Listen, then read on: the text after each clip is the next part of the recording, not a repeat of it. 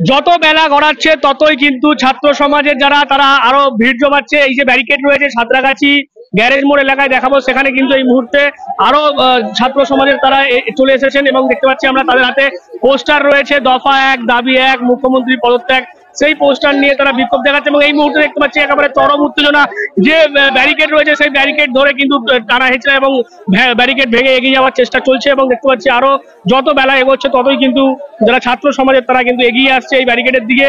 এবং তার বিপরীত দিকে আমরা দেখতে পাচ্ছি পুলিশ প্রশাসনের সংখ্যা কিন্তু আস্তে আস্তে বাড়ছে।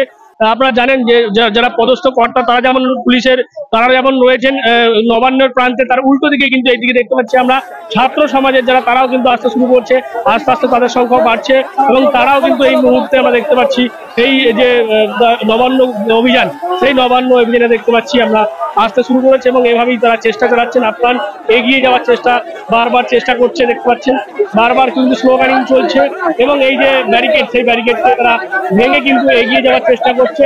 কিন্তু সেই ব্যারিকেড যেহেতু একেবারে লোহার শক্ত পারাতনের, সেই কারণে কিন্তু সেই ব্যারিকেড ভাঙা সম্ভব হচ্ছে না। বারবার তারা চেষ্টা করছেন, আবার কিন্তু ফিরে যাচ্ছেন। দেখাবো এদিকে আরো একটি মিছিল এই মুহূর্তে এসে পৌঁছেছে, তাদের হাতে আমরা দেখতে পাচ্ছি বড় প্ল্যাকার রয়েছে, পোস্টার রয়েছে, সেই পোস্টার নিয়ে তারা এই মুহূর্তে কিন্তু একেবারে এই যে জায়গা রয়েছে এই যে সাঁতরাগাছি যে গ্যারেজ মোড় এলাকা সেখানে এসে তারা এই মুহূর্তে বিক্ষোভ দেখাচ্ছে এবং বারবার তারা মাঝে মধ্যেই এই যে লোহার ব্যারিকেড সেটা ভাঙার চেষ্টা চালাচ্ছে এবং বারবার তারা আবার ফিরে যাচ্ছে। এবং এই মুহূর্তে আমরা দেখতে পাচ্ছি বেলা যত এগোচ্ছে ততই কিন্তু উত্তাপ, ততই ওই কিন্তু উত্তেজনা।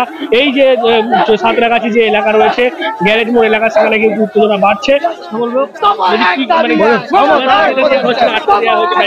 ভয় পেয়েছে মমতা, পুলিশ ভয় পেয়েছে। আপনি দেখতে পাচ্ছেন না, কালকে রাত থেকে স্টেশনে পুরো পকেট সার্চ করছে, ব্যাগ সার্চ করছে। কি আতঙ্কবাদী নাকি আমরা? হ্যাঁ, দেখছে কে যাচ্ছে না যাচ্ছে। এটা কি চলছে? এটা কোন সাম্রাজ্যবাদ চলছে নাকি? এটা কি ভাবছে? আমরা শুনুন, বাংলাদেশের আন্দোলন আলাদা ছিল, আমাদের আন্দোলন আলাদা। উই ওয়ান্ট জাস্টিস, এই দাবিটা আমাদের সর্বত্র চলে যাবে। আর যতক্ষণ বিচার না হচ্ছে এটা চলতে থাকবে। দফা 1 দাবি 1 মমতার পদত্যাগ, এই করতেই হবে।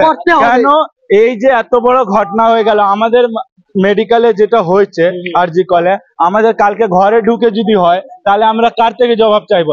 রাজ্য সরকার কি করছে?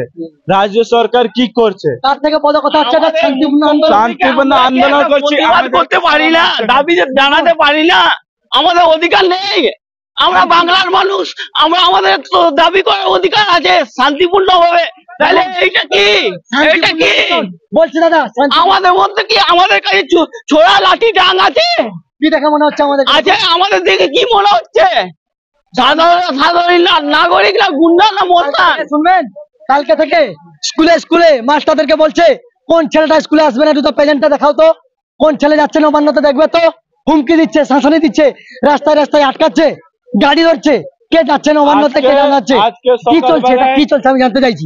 আর একটা কথা বলে দিই, ছাত্র সমাজের আন্দোলন দিদিমণি আপনি এখনো দেখেননি। যখন আন্দোলন করবে না, ওই 14 তারিখে কোন দিকে যাবেন, আপনার বিনীত গুলো পাঠাতে পারবে না, সুপ্রদিন সরকারও পাঠাতে পারবে না। চ্যালেঞ্জ করে আপনাকে বলেছি, উই ওয়ান্ট জাস্টিস। আমার নাম অশোক মাহাতো। আপনারা কি বলবেন? এবং এরকম সমস্ত রকমের আপডেট আপনারা নজর রাখুন ডিএনএন বাংলা। ডিএনএন বাংলা সবার মনে, সবার ফোনে।